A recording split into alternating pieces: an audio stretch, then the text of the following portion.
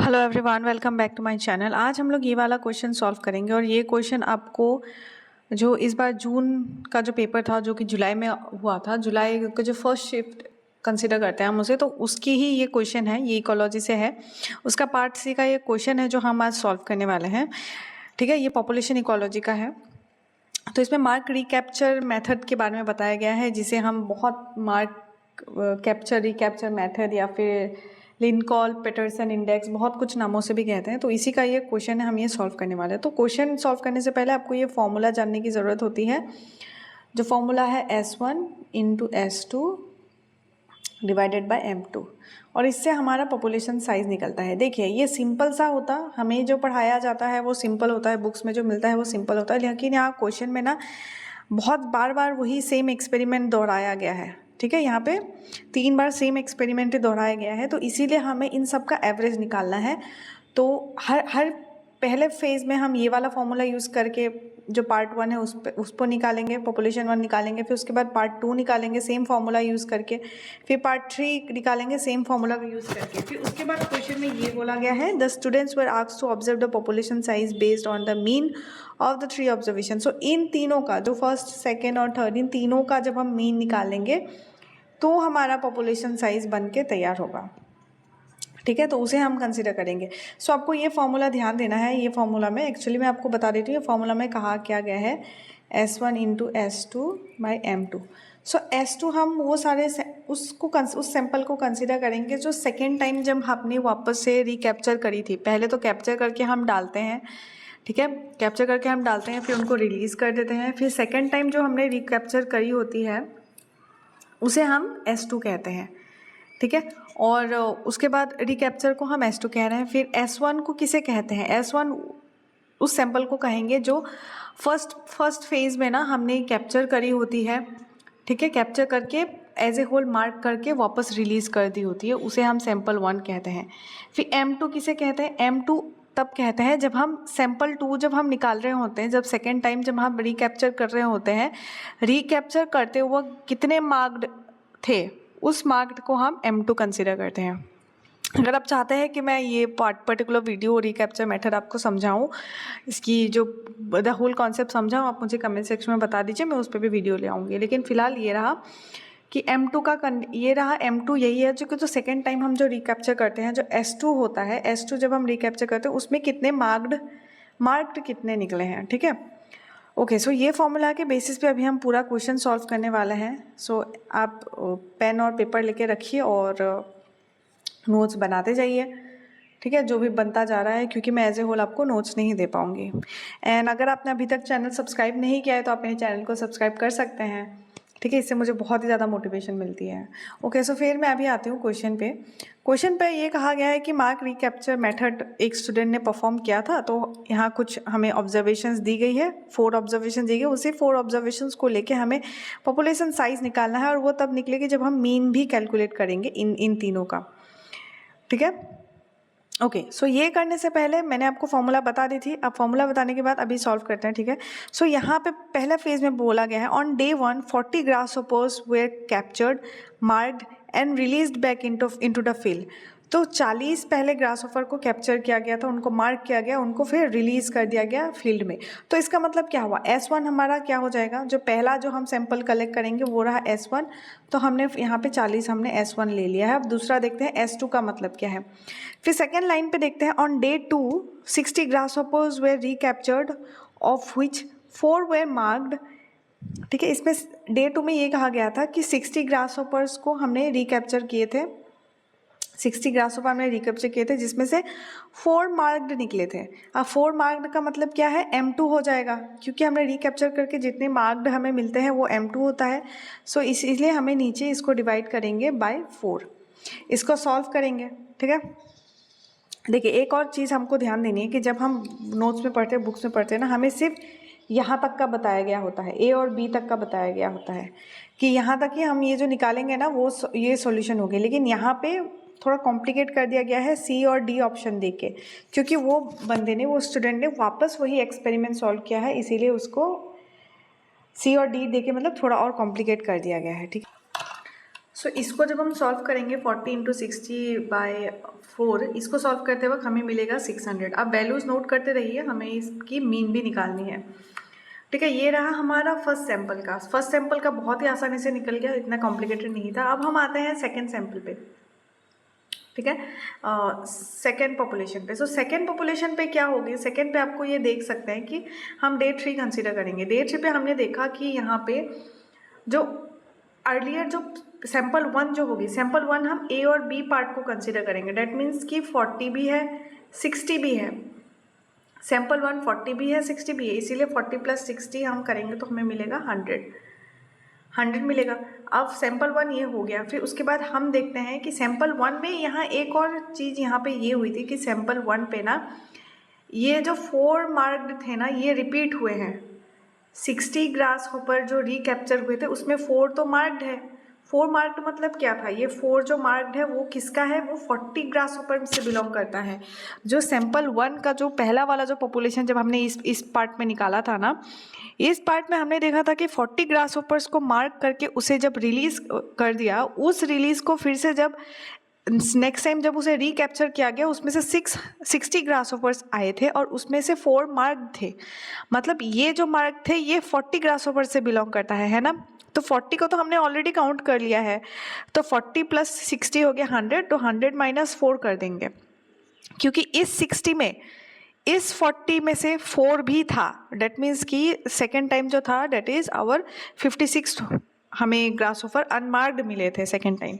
लेकिन यहाँ पे हमने देखा कि 4 वर मार्क्ड, तो हमें सिर्फ मार्क्ड चाहिए, तो हमने क्या किया, हमें सिर्फ सैंपल 1 चाहिए, तो इसलिए हमने 4 को माइनस कर दिया। सो माइनस करने के बाद इंटू किससे करेंगे, इंटू करना है हमें सैंपल 2 से। सैंपल 2 क्या था, सैंपल 2 हमें इस कंडीशन में हमें मिल रहा है 50, सो इंटू 50 कर देंगे। डिवाइडेड बाय क्या था, सेकेंड टाइम हमें मार्क्ड कितने मिले थे, 7 मार्क्ड मिले थे, तो यहाँ पे हमने 7 कर दिया है। ठीक है, हमने यहाँ 7 कर दिया है। तो हम इसको जब सॉल्व करेंगे ना इसको, तो हमें कुछ 686 कुछ मिलेगा। ठीक है, इसको सॉल्व करने पे हमें इतना मिल रहा है। अब हम इतना तक तो हमने समझ लिया, आप ये वैल्यूज़ नोट करते रहिए। And I will request you कि अगर आपको यहाँ समझ में नहीं आई, इस वीडियो को आपको बार बार देख लेनी है। मैं अपना व्यूज़ बढ़ाने के लिए तो नहीं बोल रही हूँ, लेकिन आपको इसलिए बता रही हूँ कि इसको जब आप देखते रहेंगे, आप इसे पेन पेपर में अच्छे से सॉल्व करेंगे, अपने एंड से फिर से ट्राई करेंगे, तो आपसे ये क्वेश्चन डेफिनेटली बनने वाला है। तो 686 हमारा N2 निकल गया। ठीक है, अब आगे करते हैं। आगे में हमारा ये आएगा कि आगे N2 तो हो गया, अभी हमें थर्ड वाला पार्ट है उसको कंसीडर करना है। थर्ड वाले पार्ट को जब हम कंसीडर करेंगे तो हम इस पार्ट में क्या करेंगे, A, B और C इन तीनों पॉइंट को ही हमें कंसीडर करना है, ताकि हम D पार्ट का जो पॉपुलेशन है वो निकाल सके। ठीक है, ओके।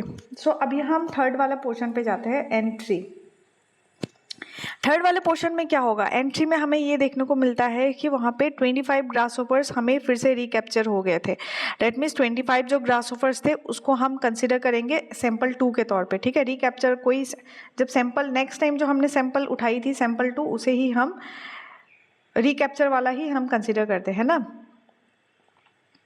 तो सैंपल 2 जो है, इसमें सैंपल 2 विदाउट एनी डाउट आपको 25 लिख देना है और इंटू करेंगे हम। इंटू अब आगे का देखते हैं, सैंपल 1 क्या होगा। सैंपल यहाँ पे थोड़ा सा ट्रिकी होने वाला है, थोड़ा ध्यान दीजिए। ठीक है, सैंपल 1 पे हमें क्या मिल रहा है, मैंने कहा A, B, C हम तीनों पॉइंट को कंसिडर करेंगे। तो इसमें हमने देखा कि 40 + 60 - 4 हमने की थी, दैट मीन्स 100 - 4 की थी, तो हमें यहाँ पे 96 मिला था, है कि नहीं। 96 × 50 करी थी हमने, तो 96 × 50 जब करी थी वो हमारा क्या था, A और B पॉइंट का था। ठीक है, 96 × 50 करने पे हमें वो क्या मिल रहा था, B पॉइंट का मिल रहा था, डेट मीन्स 96। अब हमें दूसरे केस में देखना है, जब D पॉइंट पे देखेंगे तो A और B का तो हमें 96 मिल रहा था, C का भी हमें काउंट करना है। ठीक है, C का भी काउंट करना है, तो A और B का तो 96 था ही, प्लस C का काउंट करेंगे तो C का कितना बना था, 50 बना था।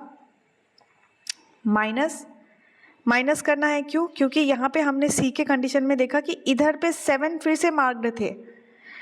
डेट मीन्स कि यहाँ जो ये सारा जो A और B में जो भी कंडीशन हुआ, A और B का जो भी पॉपुलेशन था ना, उसमें से 60 जो उन्होंने रिलीज कर दी थी फील्ड में, या फिर 40 जो रिलीज कर दी थी, ये एज ए होल उसमें से 7 मार्क्ड थे। तो 7 मार्क्ड किसके है, ए और बी पॉइंट में से 7 मार्क्ड है, इनको ऑलरेडी हमने पहले ही मार्क कर रखा था, तो 7 वापस रिपीट हो जाता अगर हम ये करके मतलब वापस इसे कंसिडर करते। तो ठीक है, तो ये रहा हमारा -7 कर देंगे, फिर इंटू हमारा क्या था, इंटू 25 था ही। फिर सेकेंड टाइम में मार्क्ड कितना था, M2 कितना, तो M2 यहाँ पे था 6, M2 यहाँ पे 6 था, तो इसलिए हमने यहाँ पे 6 कर दिया है। ठीक है, अब इसको मैं एक और बार आपको क्लियरली समझाती हूँ, हाँ बहुत मेसी हो गया है। देखिए जो थर्ड पॉइंट है ना, थर्ड पॉइंट पे हमने देखा कि हमें क्या था फॉर्मूला हमारा, sample 1 sample 2 divided by marked 2 था, राइट। तो सैम्पल 2 तो हमारा ये ऑब्वियस है, ये 25 ग्रासहोफर है, ये तो आराम से हो गया क्योंकि हमने उसे रीकैप्चर किया था, तो हमने यहाँ 25 लिख लिया है सैम्पल 2 में। लेकिन सैम्पल 1 क्या होगा ये हमें देखने के लिए यहाँ पे A, B और C तीनों पॉइंट को कंसिडर करना पड़ेगा। जब हम सैम्पल 2 कंसिडर कर रहे थे तो हमने A और B पॉइंट को कंसिडर किया था।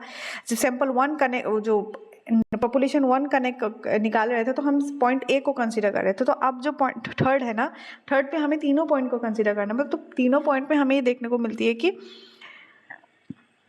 सैंपल जो 2 है उसमें 25 तो हो गए हैं, फिर ऊपर के भी हमें कंसीडर करने हैं। तो ऊपर हमने देखा कि 40 ग्रासहोफर 60 ग्रासहोफर टोटल हमारा 100 बना था, 100 में से हमने 4 माइनस कर दी थी, तब हमारा कितना बन गया था, 96 बन गया था। तो 96 इंटू हमने कितना करा था, 50 करा था, है कि नहीं। N2 की बात कर रही हूँ मैं, N2 पे 96 इंटू 50 करा था। अब हमें कंसिडर करना है N3 पे बात करनी है। तो N3 पे हम देखते हैं कि 96 ऑलरेडी इसका काउंट हो चुका है, 4 मार्क्ड ये भी काउंट हो चुका है एज ए होल, B और A और B पॉइंट का 96 काउंट हो चुका है, तो हमने 96 को एज ए होल लिख लिया है। अब 96 तो हो गया, लेकिन हमें यहाँ भी तो देखनी है, C पॉइंट भी तो देखनी है। C पॉइंट में हमने क्या देखा था, 50 ग्रासहोफर उसने फिर से रिकैप्चर करी थी। ठीक है, तो 50 ग्रासहोफर रिकैप्चर करने की वजह से हमने 50 इसमें ऐड कर दिए। फिर इसमें हम माइनस करेंगे 7 को, क्यों, क्योंकि 50 ग्रासहोपर जो उसने रिकैप्चर किए थे वो उस रिकैप्चर में 7 ऑलरेडी मार्क थे। तो 7 ऑलरेडी मार्क थे मतलब 7 जो ये प्रीवियस A और B पॉइंट का था उसमें से किसी में से कोई एक जो ग्रासहोपर है वो मार्क्ड रह गया था, तो दोबारा रिपीट ना हो वो चीज़, इसीलिए हमने क्या किया था। तो इस कंडीशन में ना अनमार्क जो हमने रिलीज करे थे ना वो 50 - 7 हो जाएगा, डेट इज़ हमारा 43 हो जाएगा। 43 हमें सेकंड टाइम में अनमार्क्ड मिले थे, तो यहाँ पे 7 मार्क थे, तो 7 मतलब A और B पॉइंट के वो मार्क्ड रह गए थे, तो इसीलिए हमने यहाँ क्या किया, -7 किया इंटू 25 किया, तो डिवाइडेड बाय हमने 6 कर दिया, क्योंकि M2 हमारा सेकंड टाइम जो है M2 हमारा 6 ही आया था, तो हमने 6 कर दिया। तो इसको जब हम सॉल्व करते हैं तो हमें कुछ मिलता है 579 मिलता है। ठीक है, तो हमें अभी इन सब का एवरेज करनी है, मीन निकालना है। मीन निकालने के लिए क्या करेंगे, 600 प्लस 686 प्लस 579, इन सब का हम मीन निकालेंगे। मीन निकालने के लिए 3 से कर देंगे, तो इसका आंसर हमारा 622 अप्रॉक्स कुछ आ जाएगा। मतलब वैसे 621 पॉइंट समथिंग होता है, तो ये 622 कुछ निकल आएगा, तो यही से हमारा आंसर बनता है ऑप्शन नंबर 2।